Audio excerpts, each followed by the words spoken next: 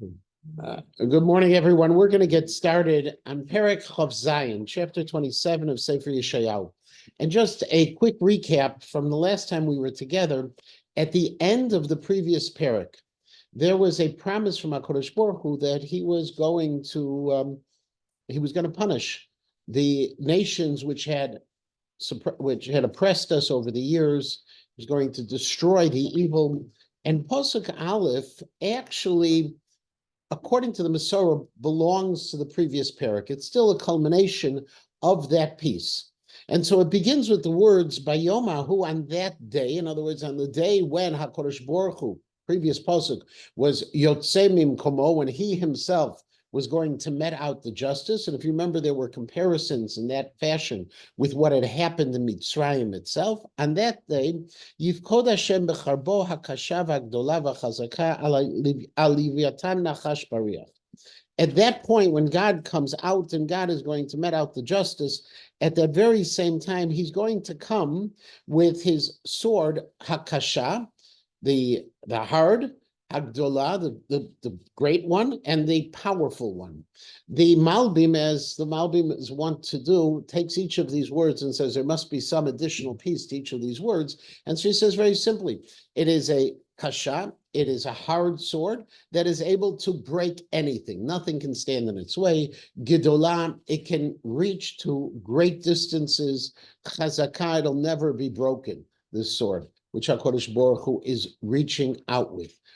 Of course, the Radak takes a more literary approach in the sense of saying, no, we're just saying this is going to be a really good sword. Okay, so it's going to be that extra emphasis along with it.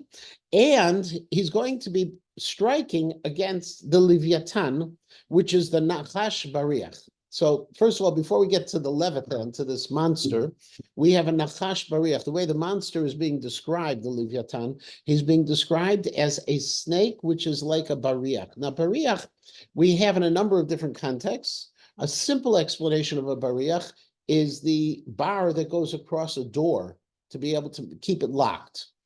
Okay, another possibility we find Bariach, for example, in the Mishkan, when they took the planks together to build the walls of the Mishkan, there was a Bariach that connected them all together. Bariach is a long, straight object. And so in that sense, this Nachash, this Leviathan, is being described as a long, straight Leviathan. Now, a Leviathan itself, simplest understanding of this is in a poetic format. This is talking about some kind of power. It's not necessarily talking about a Loch Ness monster or something like that, but rather it's talking about a power that you have that is the Saro Shalmala of the Rishonim, that the Rishonim who had oppressed us are now going to be knocked down in the way we describe them as the monster. And in fact, if you think about it, even in English, we talk about people being monstrous, okay, the monstrous behavior. What happened 100 days ago. Okay, they acted like monsters. They weren't really monsters, but we draw those images as well. The interesting piece of this as well that Dr. Mikra points out is this is a sea monster. This whole pasuk is going to be talking about sea monsters. And if you think about it for a moment, if we take the imagery of the last parak, where we began to talk about Yetziat Mitzrayim, and we were talking in the previous parak as well about the idea that Hashem is going to lifkod avon yoshev haaretz alav. God is going to punish those who live on the land. Now we're dealing with those who also are in the sea. Or another way of looking at it, if God is going out to punish the enemies of the Jewish people, now the next step is going to be at the sea, just like with Mitzrayim. First, you had the punishment in Mitzrayim, the Makat Bechorot. Then you had what happened at Yam Suf. So there are these parallels that the ultimate Geulah, the redemption in the final days, are going to parallel in many ways the redemption of Egypt itself. So you have the Leviathan Nachash Bariach, V'al Leviathan Nachash Akalaton. And also, HaKadosh Baruch Hu is going to smite the other Leviathan, the other monster, which is described as a Nachash Akalaton. Akalaton is a serpentine serpent, actually. It's kind of back and forth, all twisted up in that kind of sense. V'haraget tanin asher bayam, and it's going to kill the tanin, the large fish, the monstrous fish. It could be the whale or whatever you're going to call it within the sea. Three items. Now, those three items, ultimately, the Radak says they might be describing all the same kinds of things. It might be that we're not talking about two different types of Leviathans and then also a Tanin, but rather HaKadosh Baruch Hu is going to destroy the monster, that monster that has affected us. And in that way, we're going to be saved by HaKadosh Baruch Hu. Rav Hirsch, as recorded by his son, Julius Hirsch, Rav Hirsch actually talks about these two different descriptions with significance. And Rav Hirsch says that when you think of the Nachash Bariach, if you think about the monster, the Leviathan, that is the straight and long one, versus the Leviathan that is serpentine in manner, that what we're really talking about is two different kinds of enemies that we've faced. The first kind of enemy is the enemy of direct, brutal force, the kind of enemy that's come right at us. The other kind of enemy is the akalaton, the cunning one, the one who is full of deceit. And what HaKadosh Baruch Hu is promising the Jewish people at the time of the Geulah, we're going to have a Geulah of a salvation from both kinds of enemies simultaneously. And so you have both of them coming at us. Now, if you look in Chazal, however, and you see these two different kinds of Leviathans, if you see these two different Leviathans that are going to be destroyed, you have a whole series of theories of who they're really representing. So, for instance, the one that hits us straight, so the Abarbanel says that's referring to the empires of Edom and Yishmael.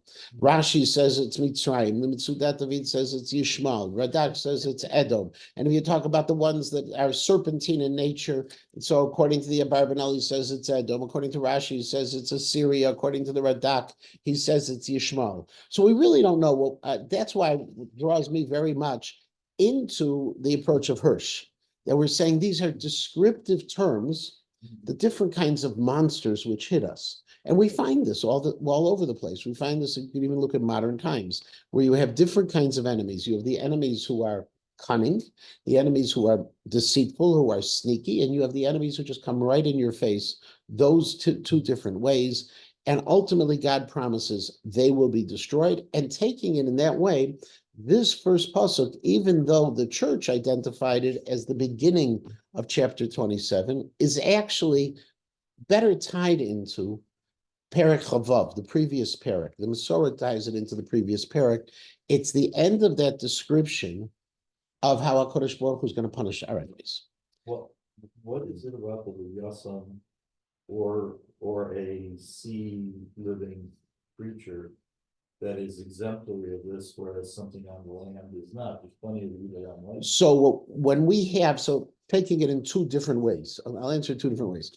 Way number one goes back to the idea that if you look at the last pasuk of the previous parak and the first pasuk of this parak, which are a set, that talk about HaKadosh Baruch Hu coming out from his place and destroying, you have land and you have sea. That's step number one. Step number two is we have this idea of Leviathan going back to Ma'aseh Bereishis. Back in Bereishis, we talk about a Leviathan. And Leviathan has as a result already was an understood kind of mythical, monstrous creature that has been in there in the Jewish psyche. We knew about it. Yeah.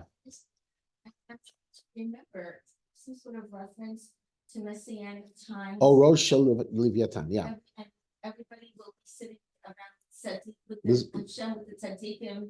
We'll be eating from the Leviathan, right? Yeah, we have that again. But why is that part of that idea? So it's part of it. It's a mastery over. That's part of our celebration of the conquest. So there are a lot of big things on the earth.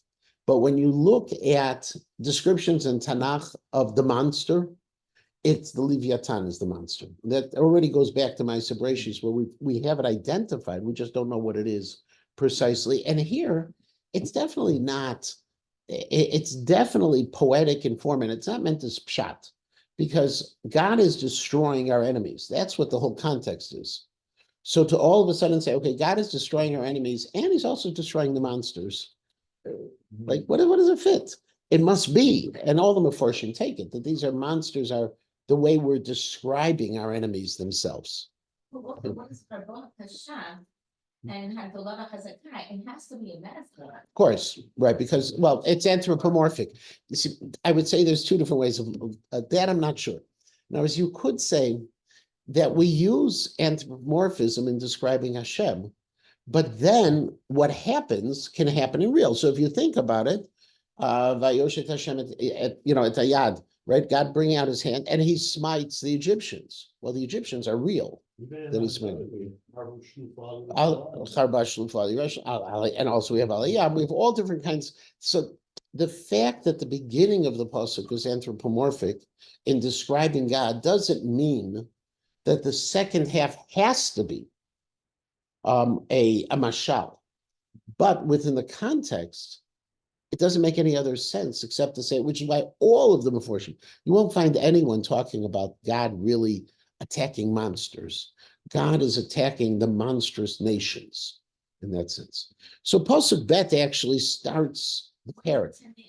Tanin is another monster. That's Taninim. Taninim are also other kinds. And again, according to the Radak, the Leviathans and Taninim are all the same thing. It's just monsters, different kinds. Huh? Here. What? Second monster's not here. We have three monsters that are mentioned in the pasuk. The Leviathan, who is the straight one, the Leviathan, and I don't know, how does he translate Tanin? You just heard that Tanya yesterday, Yeah, and it's gotta be smaller than a Leviathan. yeah, errantly, but how does, Maybe a sneaky small enemy. Is it- that well, is what we're well, talking then, yeah, but how does ArtScroll translate the end of the verse? End of pasuk Aleph, what? The dragons? Okay.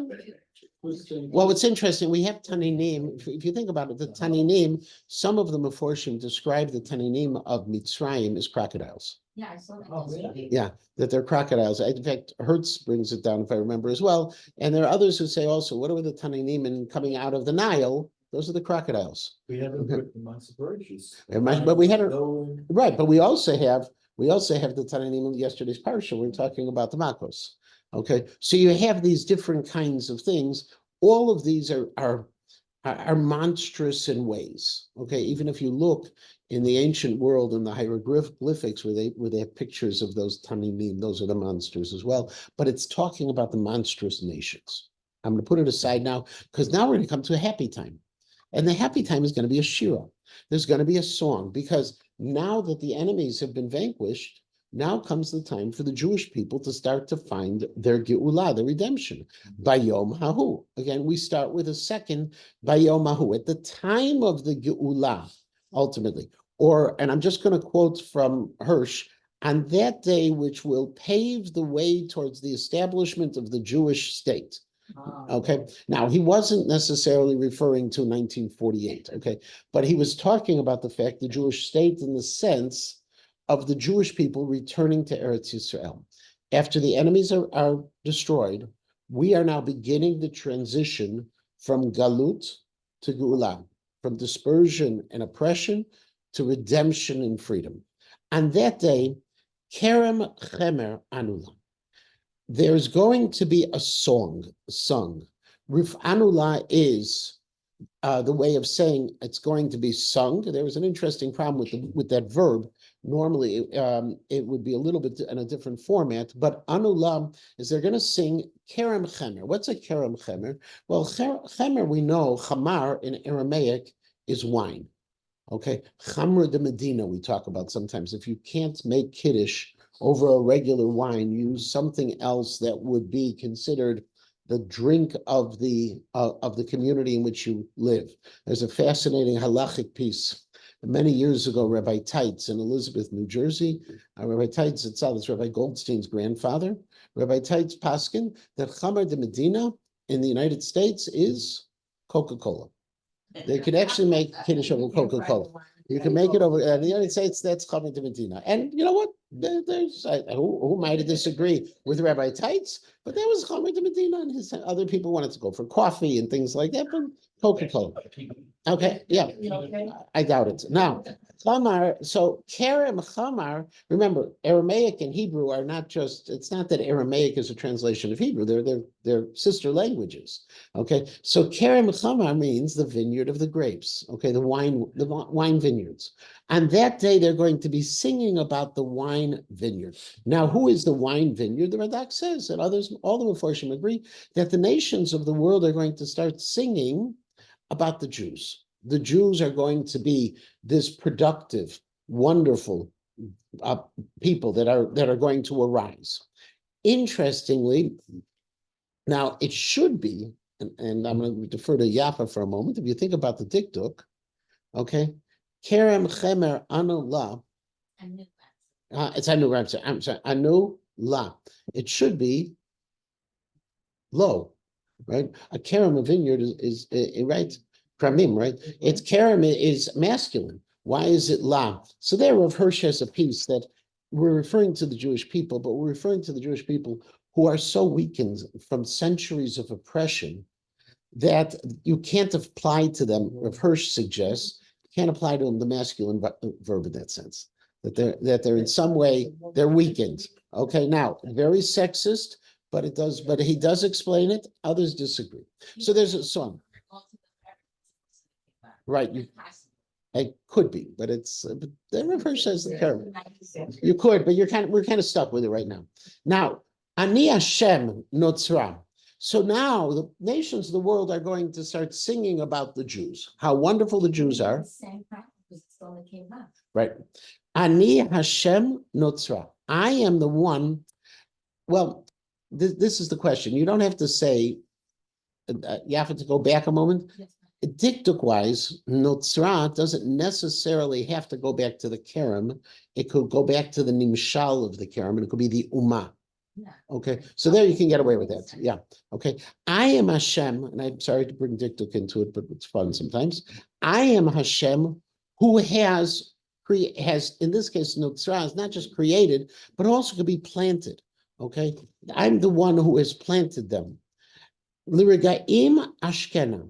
I will frequently, like all the time, water it. Now, what does it mean I'm going to water it?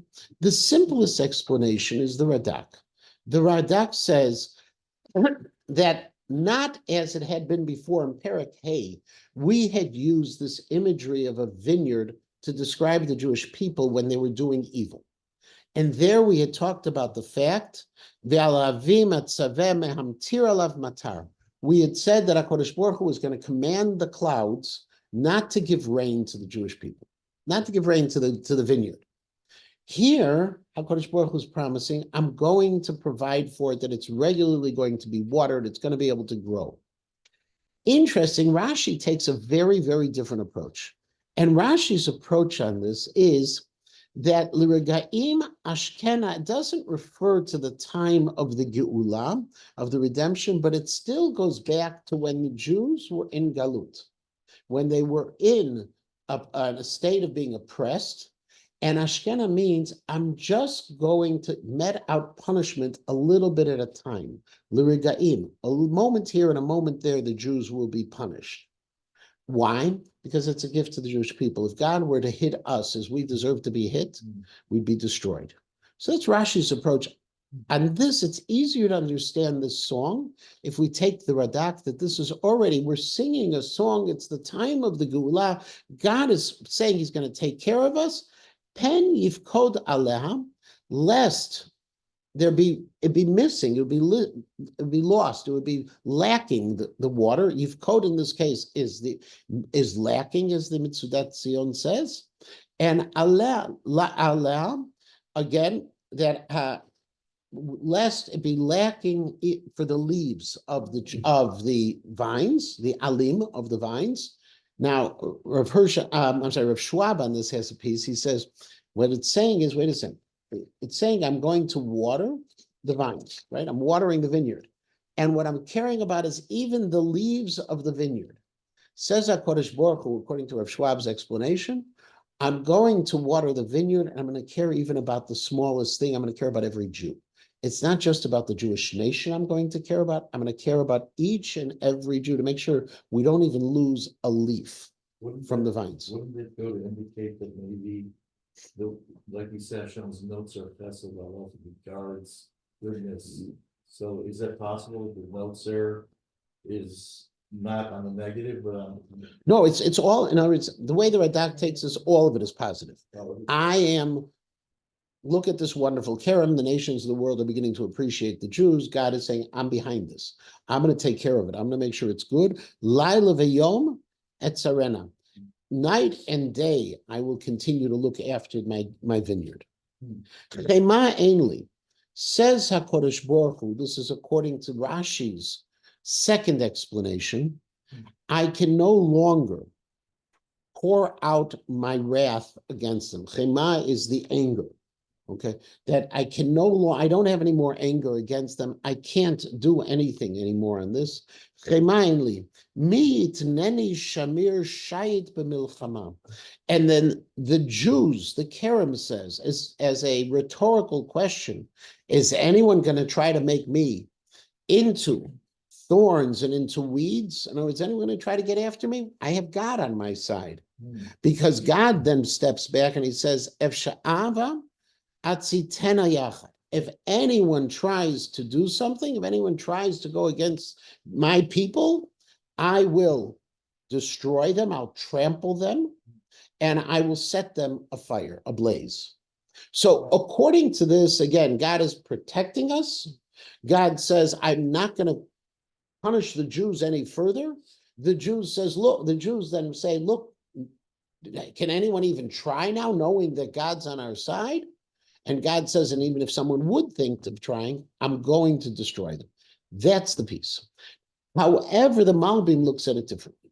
The Malbim says that this pasuk is actually being said by the Jews. And what he's saying that in this point, the Jewish people say that they don't bear any enmity against the other nations unless those other nations are trying to destroy them. That by definition, the Jews are saying, we're ready, we're on top of the world, but we're ready to be part of the world of nations, unless unless someone tries to attack us. That's his explanation. Okay, last piece, Rashi takes his first explanation, takes a third approach to this puzzle. Poetry is lovely. Okay, he says, according to the first explanation, this is again being said by HaKadosh Baruch Hu, but HaKadosh Baruch Hu says, Chema enli, I'm not going to punish the nations of the world anymore. Why? Because even the Jews deserve some punishment. And if I'm going to act with a sense of din, of justice, I would have to take it out on the Jews also. So I'm going to stop my punishments.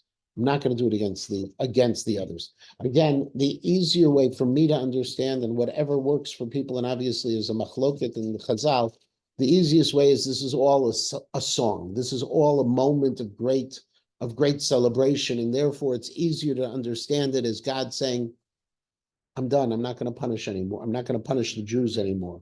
Or the Jews saying, I'm ready, like the Malbim said, I'm ready to come back with the world of nations. Oh, yechazek b'ma'uzim. If, this O is the same as an if, Kodesh Baruch Hu is speaking, if the Jewish people will just hold on to my stronghold, Ma'oz tzur, like Chanukah time, the Ma'oz, if only the Jews will hold on to my stronghold, Yaseh shalom li, shalom yaseh li. In that kind of case, they go ahead and we're promised that there's going to be peace between God and the Jewish people. And as Rashi says, this is emphasizing because it's a song. It's going to be not only Yaseh Shalom Li, Shalom Yaseh Li, there will be peace as well. Okay, it's emphasizing. Yeah. If the Jews hold on to my stronghold. Now, what's the stronghold? Interestingly, the stronghold in this, according to some of the Meforshim, the Barbanel says, if they hold on to my Torah, my strength. If the Jews follow my Torah, the things will be good between us. Now, the Dat Mikram says that this isn't actually God talking. This is the Jewish people talking. And the Jewish people are inviting the nations of the world. They say, if you join with us, if you align with us, we'll find peace in the world. This is the Dat Mikra. This is the modern commentary on Yeshayahu by Amos Chacham. Okay, he's saying that this is actually the Jewish people talking in this pasuk. What's the ma'oz for the non-Jew? The ma'oz is actually the stronghold of the Jewish people. If they hold on to, they join with us, with who we are. The non-Jew holds on to us, comes with us. This not the Torah. Not that according to that Mikra, it's not Torah. It's hold on to us. If they come along with us, that it will be all peaceful. The us, huh? But the same Banu. Yeah, Banu, it's the same thing, right? Habaim Yashresh Yaakov. Now, this we learned last week in the Haftorah. That's last week's Haftorah. Habaim Yashresh Yaakov. Now, Habaim, this is the third part of the parak, where we're already talking now about God's promise to us that we'll be able to atone, and we will have the Geulah. Began again with the destruction of the enemies. Then we see the Jewish people being lifted up. This song, it's like a song of victory in some ways, or a song of redemption. And now God's going to promise us more peace. And the promise starts out that Habaim. Habaim really means Bayamim Habaim, in the coming days. Again, a bit poetic in a way. Yashresh Yaakov. Yaakov will be rooted, will be firmly rooted. Yatzitzu Farach Yisrael. The Jew Israel will blossom and flower. Umal'u v'nei tevel tnuva. And the entire earth will be filled with the produce. What's happening? Well, first, there's a couple of obvious things. There are two different ways we're referring to the Jewish people. One is Yaakov and one is Yisrael. Whenever we use the Yaakov word means the Jewish people who are somewhat downtrodden. They're weaker. Yisrael is the princely word. Okay, that's the greatness. And if you look at it, and you look at the two verbs associated, they're going to be rooted when they're Yaakov. Being rooted means it's underground. It's something you can't see. And so the firm roots which are taking place, which are key to the survival of the Jewish people, it's still from under the ground. It's at the time of the Geulah, of the Galut, the Jewish people are going to be taking root. They're not going to be able to, they're not going to be able to blossom yet. But then the blossoming will come, and that's the time of Yisrael in that sense. Is that a result of the making peace for Hashem? This is it separate? No, it's actually parallel. It's happening parallel. The song of the Geulah, and this is the explanation of how the Geulah can occur. Punishing the enemies of the Jews is not enough to bring about Geulah. The Jews have to be deserving of it. So we start singing. Rav Schwab says, interestingly, and Rav Schwab follows in classic Hirschian mode. The Hirschian mode, Rav Shamshon Raphael Hirsch was anti-Zionist, was an anti-Zionist. Why? Because not just because of the political movement and it wasn't religious, but also Rav Hirsch felt, by definition, the only way we can be a Ma'or L'Goyim, a light unto the nations, is if we spend the period of our galut among the nations of the world, that there is purpose for our dispersion. The purpose of our dispersion in God's greater plan is that the Jewish people can teach the nations of the world about monotheism and about Jewish ethical behavior, and we can lift up the rest of the world. And if we go ahead and we say, okay, well, we're moving to Israel, then we're not fulfilling our purpose with the rest of the world. That was Rav Hirsch's classic approach. And Rav Hirsch and Rav Schwab on this pasuk, following in the Hirschian tradition, he says, ultimately, Yashresh Yaakov, that Yaakov is going to be rooted firmly in the Galut. Then they're going to be able to understand the beauty of our beliefs and beauty of believing in God. And only after that rooting takes place, then Yatzitzu Farach Yisrael. Then you're able to talk about the next stage for the Jewish people themselves. So you have the obligation of the Shorashim first. It's not just that it happened and that's how we survived, but rather that's what we needed to do. And then Mal'u Pnei Tevel Tnuva, all the world will see the produce, meaning we'll have succeeded.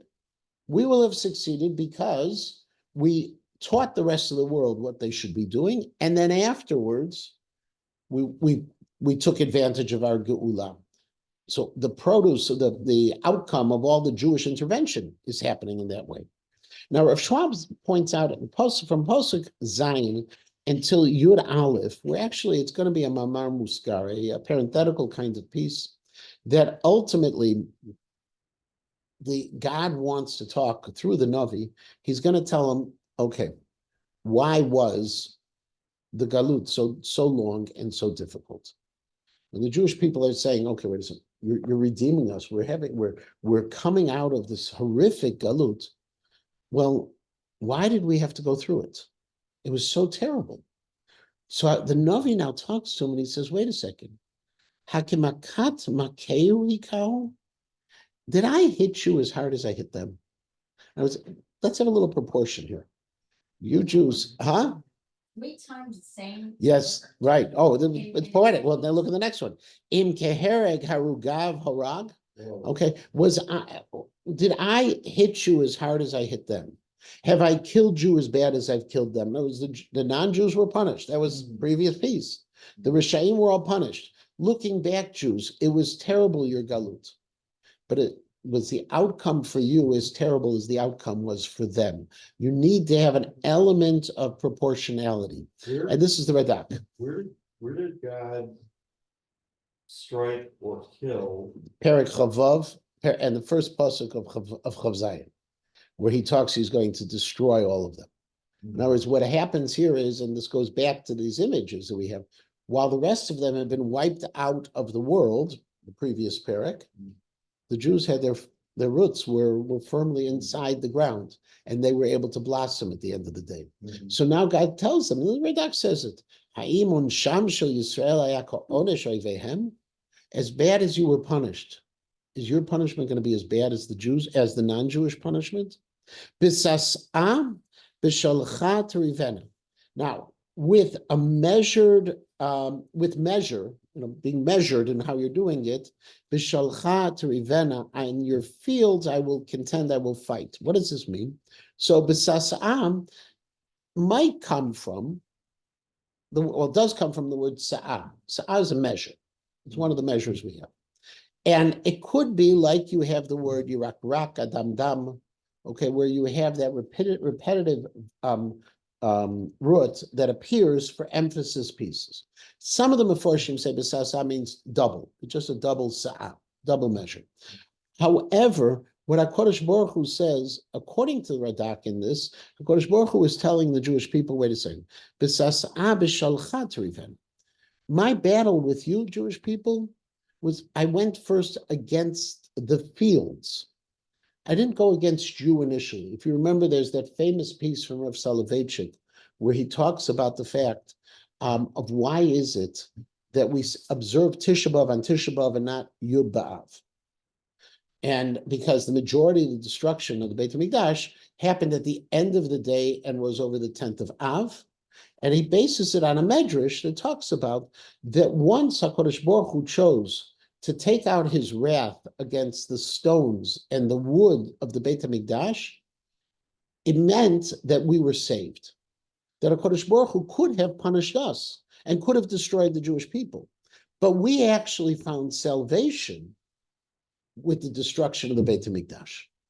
And as a result, the 9th of Av was where the real danger was. And that's why we continue to observe the 9th of Av and not the 10th of Av.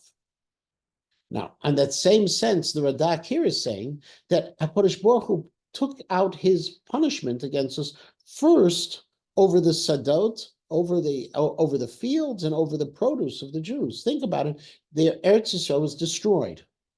Until the rebirth of modern Israel, Eretz Yisrael was not a place of productivity, and therefore God says, listen, I didn't punish you like I didn't punish them. And the Radak says, and by the way, the punishment to you started with your property. I didn't take it all out on you. That's the Radak. But that's not a unique way that God punishes. To kind of wake us up. Doesn't he first attack our buildings? But that's the Jewish people. That's God's chesed to the Jewish people. To the non-Jews, he gets them. Oh, he goes straight Straight to them. He doesn't give them that same opportunity. Okay, now, according to the Abarbanel, he says, wait a second, Bishalcha is not a field. Bishalcha literally means lishloach, to send away. He said, listen, it was a measured thing. What I did was I sent you into exile and I didn't destroy you. Unlike the nations of the world, where God didn't send them into exile, he destroyed them. This is HaKadosh Baruch Hu is saying, do it, do it like that. The Dr. Mikras says, wait a second, the emphasis has to be on the word Besasa. That HaKadosh Baruch Hu is talking, he's reporting that I told the Mashchit, I told that force which destroys, I said, be careful when you're going against the Jewish people. Be measured in of the approach you're taking. Hagam, God said, Berucho hakasha b'yom kadim, that on with God's harsh spirit, when there was an east wind, a storm of the east wind. What does it mean? That when God was speaking to the Jewish people, he was giving them the way Berucho hakasha b'yom kadim. He provided for them already a spirit that they were able to start thinking of doing tshuva. Lachen, and therefore, says the Navi, Bezot yechupar avon Yaakov. This is how you can do tshuva. In other words, God says, listen, you got to put things in proportion. And now let me talk about your doing tshuva. The sins that you have, the avon Yaakov, v'zeh kol pri hasir chatato. And in that sense, this is the reason, the pri in the sense is what's the fruit of what happened to you, so you can remove your sins. When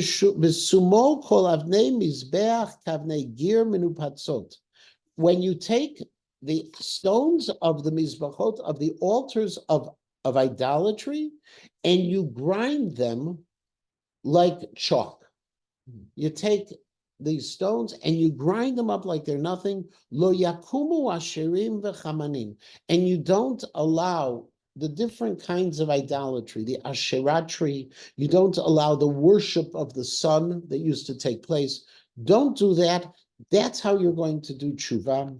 Ki ir b'tzura badad, because what once had been the powerful fortresses of the enemies are now sitting out there all by themselves. Navem, and that which was the place to live, Mishulach v'nezav b'midbar, has been thrown off as if it's driven out and abandoned in the wilderness. The places where they wanted to once be so beautiful for them, they're gone. Sham Yireh Egel, in those places that were once their mighty fortresses, their cities, now all that goes, the calves, the cows are grazing. The sham yirbats, and the cows are lying down there. V'chila seifah, and in fact, v'chila seifah means that even the little bit of branches that were left, they're going to be destroyed. Now, interestingly, if you remember, how did we start this whole thing about talking about the Jews? What did we compare the Jewish people to in the beginning? We compared them to a beautiful vineyard, right? To a beautiful vineyard. The Jews are this wonderful, luscious, productive vineyard. How are we talking about the non-Jews and their destruction? And we're using this again to show the comparison, the contrast between the two. We're saying that even their seifim, even the branches, are finished. So we're using this agricultural metaphor in both ways. And there's that tremendous contrast between the Jewish people and the non-Jews.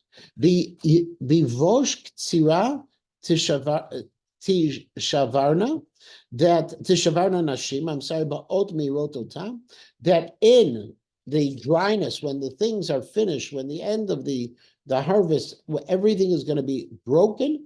The women are going to come. They're going to take the branches that are left. They're going to be able to burn them. Now, Nashim Ba'ot Meirot, ultimately, again, the Malbim says this is the opposite of what's happening with the Jews, where we're talking about this lush, a kerem, Kilo Am Binotu, because they are not an understanding nation. Now, who's not the understanding nation? All of this is happening to the non-Jews, says the Dat Mikra, because they didn't get it. They just didn't get it.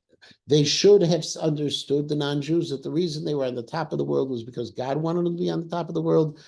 And when God doesn't want them to be on the top of the world, they're not going to be there anymore. They're not a nation that understood all the things around them. Rav Schwab takes a very different approach on this. Okay, and Rav Schwab says that all of this, Kilo Am Binotu, is going back to the Jewish people. And Rav Schwab's approach on this is, remember, why did you have to suffer Galut? Well, first of all, put it in proportion. It wasn't as bad as what happened to the other nations. Put it in proportion. What their destruction is going to be an absolute destruction. Put it in proportion. You're going to be able to do tshuva. But the bottom line, why it had to be so long, is you Jews just didn't get it. That ultimately, had you gotten it earlier, your galut would not have been as severe, and it would not have been as long. That's the way he explains it. Lo yerachamenu oseu v'yotzro lo yechunenu, that the one who made them, the one who created them, did not have that rachmanus over them. So the more classic approach is saying that this is all talking about the non-Jews. They didn't get it. They got the punishment because they thought they were the powerful ones. Rav Schwab takes that interesting knetch to it, saying, no, this goes back to the Jews. You want to complain why your galut was so long? First of all, let me tell you, it wasn't as bad as it could have been. And number two, let me just tell you, it's your own fault. Okay, you should have known better. What? Meirot Ota. They come, they take the branches and they put them on fire and they use them for kindling. No, well, no, it's all, yeah, of course, because we're talking about the sifim, even the branches of the non-Jews, all of the things of the non-Jews are being used. Anything that was anything positive is being destroyed. No, not necessarily nashot of the non-Jews. Just women come and they take the wood and they use it for firewood, whatever was around. Getting resources, right? Destroying whatever it was. Just to give you another historical piece, there is in 1940, the winter of 1945-46 in Poland was a severe winter of cold. It was after the war. And as a result, what the non-Jews did was they took anything of wood and they used it for firewood. And the reason why that we should care about it is because in some of the Jewish communities, which they had killed the Jews, it wasn't until after the war that they actually dismantled the communities. Even in some of the camps, the non-Jews came, the camps had been abandoned, but the barracks were there with wood. And so they were taking the wood for firewood. And so, for example, I remember many years ago when my sister and we were in Poland and we went to the area where my grandmother had come from. And the question came, there was a whole machloket, who killed the family, were the Russians or the Poles, because they were right on the border. Sometimes their place was in Poland, Austria-Hungary, they were always on the border. So the Poles said the Russians killed them, the Russian says the Poles killed them, they were killed. Okay, but who destroyed the homes? The homes were all destroyed in 45-46. After everything was abandoned and they needed the firewood. Here, the women are coming to collect the wood. Is that same kind of imagery, the ultimate destruction, the final piece of that destruction. And now we come back and we're walking back into the time that we've answered the question of why the galut was so long. And on that day, Yachbot Hashem mishibolet hanahar ad nachal Mitzrayim, that God is going to Yachbot. Now, Yachbot is a way of harvest. It is the way you harvest olives. Okay, everyone knows how to harvest olives? You go ahead and you hit the tree. Okay, you don't pick out, I picked olives recently, but the way you really do it is you put a sheet on the ground under the olive tree and you hit the tree and the olives fall off on the sheet and you collect them. You try picking them, it's very hard and you can also squeeze them the wrong way. Here they come down. The chavitah, to hit like that is what it is. So what's the imagery? On that day of the Geulah, God is going to come along and he's going to hit. Now, this is not a punishment. What he's going to be doing is he's going to be pulling out the Jews who are in the diaspora. He's going to try to get them out of the tree because they've either been hiding or they've been lost, and he's going to be bringing them. It's going to go all the way from one river to the next, this vast area of land, which is going to be from the Euphrates all the way down to Nachal Mitzrayim. Nachal Mitzrayim, there's a machloket always on Nachal Mitzrayim. Are we talking about a vadi that's towards the northern part of the Sinai Desert, or are we talking about the Nile themselves? But we're talking about Hanahar, is the Euphrates River, so that entire area of Mesopotamia into Eretz Yisrael, HaKadosh Baruch Hu is going to help discover. He's going to shake out the Jews who are there. Vatem tuluktu la'achad echad b'nei Yisrael, and then he's going to gather. You are going to be gathered together, one by one, back the Jewish people. Now this pasuk we all know. Yitaka b'shofar gadol. God is then going to blow the great shofar. Uvau ha'ovdim be'eretz Ashur v'anidachim be'eretz Mitzrayim. And at that point, the ovdim, the lost ones from Assyria, and the ones who have been pushed out to Eretz Mitzrayim, they're going to come back. Now, because of this pasuk, some of the Meforshim in the beginning, when we were talking about the Leviathan, say, well, it must be the Leviathan representing Ashur and Mitzrayim. Because if we're talking about, we start with two monsters, we end with these two empires, it must be focusing on those two. Others disagree. Targum Yonatan says this is all talking about the time of Sancheriv himself. But we have Ovdim and we have Nidachim. The difference between Ovdim and Nidachim are the people who were exiled, who were dispersed. That's easy. Ovdim, with an aleph, are the ones who were lost and most likely assimilated. So those two groups are going to come, V'ishtachavu la'Hashem b'Har HaKodesh b'Yerushalayim, and they're going to go, and they're going to come back to Yerushalayim, Har HaKodesh, to Har HaMoriah, to the place of the Beit HaMikdash. This is the ultimate Gula. But what about all the rest of the Jews? How about the Jews in Chicago? They're going to forget about us? And so the Abarbanel and the Radak, they both say that these two nations who are mentioned are just symbolic of all of the nations of the world. That when the time of the Gula comes, God is going to get us from everywhere. Even if we're in Chicago, he's going to find us, or if he's in New York, possibly, I don't know about the New Yorkers, but definitely in Chicago, he's going to find us and he's going to bring us back. And that is punishment, the song of Gula, the explanation of the Galut, and the ultimate vision of what's going to happen in the time of Mashiach. Yeah. So the first explain this a good term if he's against.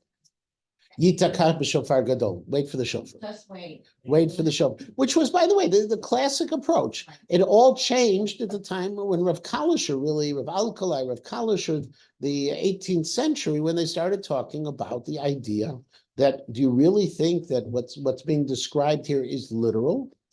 But rather, they took the approach. In fact, he quotes this pasuk. Rav Kalisher, in the first section of his book, Drishat Zion, quotes the pasuk, and he says, it isn't going to be that there's Yitakabe Shofar Gadol, that all of a sudden there's going to be this great shofar blowing and everyone's going to come back, but rather, no, we have to build the land of Israel, we have to do what we can do, and then HaKadosh Baruch Hu will do what he needs to do. We can't wait for it to be. That's the famous machloket that exists to this very day over Tzionut, and we've seen it even now. We see it even now in this terrible time.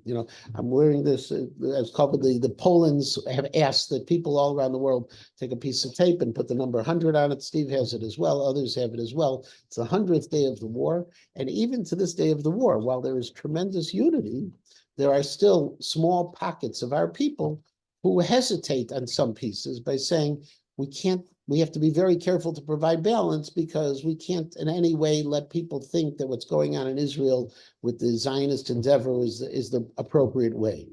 Okay, Baruch Hashem, it's very small pockets, and Baruch Hashem, it is fringe, even though some of the people are very smart people. Sometimes you can be book smart, and we should find the Geulah. This description is a wonderful description, and next week we'll be back together. We'll do Perek Chavchet. Stop right here. Huh? In